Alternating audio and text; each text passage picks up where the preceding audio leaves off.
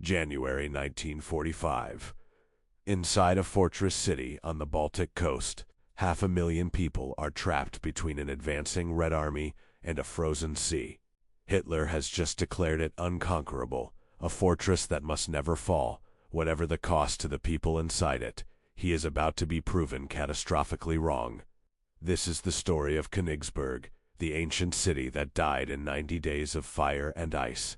Königsberg was no ordinary city, capital of East Prussia, birthplace of the philosopher Immanuel Kant, ringed by 19th century forts that had never faced a serious siege.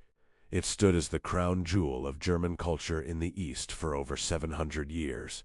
In January 1945, that long, proud history was about to collide head-on with the full, crushing weight of the Soviet war machine, and nothing built by philosophers or engineers could stop what was coming. Hitler declared Königsberg a festing, a fortress city that must hold to the very last man no matter the circumstances. No retreat was permitted, no surrender considered. Whatever the human cost to the exhausted soldiers, or to the roughly 300,000 civilians still living behind its ancient walls. It was a promise made from a bunker deep in Berlin, hundreds of miles from the artillery already massing on the eastern horizon, waiting to open fire. Facing that promise stood the Soviet Third Belarusian Front under Marshal Chernikovsky, commanding an overwhelming concentration of tanks, artillery, and aircraft, all pointed directly at East Prussia. For the Red Army, this offensive carried a deeply personal weight. East Prussia was the very first piece of German soil they would conquer, and they intended to make sure Berlin felt every single mile of that advance, whatever it took to get there. By late January 1945, Soviet spearheads had already cut the last remaining land routes running west out of the city. Königsberg was now effectively surrounded and cut off from the rest of the Reich. Inside its walls, families who had already endured 5 relentless years of war now faced something entirely new: complete isolation, with the only remaining way out running straight through frozen water, open ice, and constant enemy fire from above. Temperatures plunged far below freezing that winter. Civilians packed whatever they could carry in a hurry: old photographs, warm blankets, sometimes nothing more than their frightened children, and joined long columns trudging toward the distant coast. Soldiers who should have been resting between engagements were instead pressed into escorting terrified, exhausted families through open, exposed country, while artillery shells continued to fall around them. The only escape route left ran across the frozen Vistula Lagoon, a vast, exposed sheet of sea ice several kilometers wide, which desperate refugees now crossed on foot by horse cart or on anything at all with wheels or sled runners. Soviet aircraft strafed the open ice without mercy. In places it cracked and gave way beneath the weight, and people vanished into freezing black water right in front of their own families who could do nothing but watch. Those who survived that terrifying crossing reached small ports where ships waited. Overcrowded, freezing, often outdated vessels hastily pressed into service for an evacuation that nobody had properly planned in time. Thousands of desperate people crammed onto decks built for a small fraction of that number, wanting nothing more than to put open, cold water between themselves and the rapidly closing front line behind them.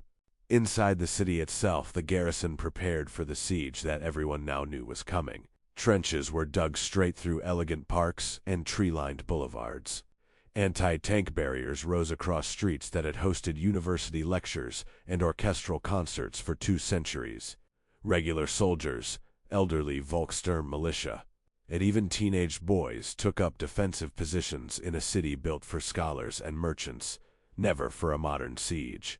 General Otto Lasch took command of the defense, a seasoned career officer suddenly handed an almost impossible task. He had to hold an entire city with dwindling ammunition stocks and fraying supply lines. Alongside a civilian population, he could neither evacuate quickly enough nor properly protect, all against an enemy that seemed to possess virtually unlimited reserves of fresh men. tanks, and heavy artillery pieces waiting just beyond the horizon. Through February and into March, Soviet forces steadily tightened the ring around the city, deliberately holding off the final ground assault while instead battering Königsberg relentlessly with artillery barrages and repeated bombing raids. Neighborhood after neighborhood was slowly reduced to broken walls and smoking rubble. The historic cathedral, the medieval castle, the entire old town, all absorbed the same punishing, unrelenting bombardment day after day. Civilians who remained behind lived crammed in dark cellars, emerging only briefly to search for food or clean water among the endless ruins outside. Bitter winter cold seeped in through broken walls and shattered windows. Disease spread quickly through overcrowded shelters. For many ordinary families, the terrible difference between survival and death came down to nothing, more than which particular cellar happened to collapse and which one somehow didn't. On April 6, 1945, the final Soviet offensive began in earnest. Over 5,000 artillery pieces opened fire simultaneously in a bombardment so dense and continuous that soldiers on both sides later described feeling the ground itself shaking without any pause for hours on end. It was the opening thunderous note of the very end for Königsberg, a sound survivors said they never fully stopped hearing for the rest of their lives. Soviet infantry and armored columns punched straight through the weakened German lines within just a few hours of that first bombardment. Fighting quickly collapsed into brutal close-quarters combat, moving building to building and cellar to cellar through the ruined streets. The proud fortress reputation that had defined Königsberg for centuries meant absolutely nothing against modern artillery, tanks, and simple, overwhelming numbers of trained soldiers. By April 8th, the remaining German defenses were fracturing well beyond any hope of repair. Ammunition supplies were running dangerously low. Communication between scattered units had almost completely broken down. General Lasch now faced the brutal reality that Hitler had refused to acknowledge from the very beginning. This fortress could not hold, and every additional hour of stubborn resistance simply meant more dead soldiers and civilians for no strategic gain at all.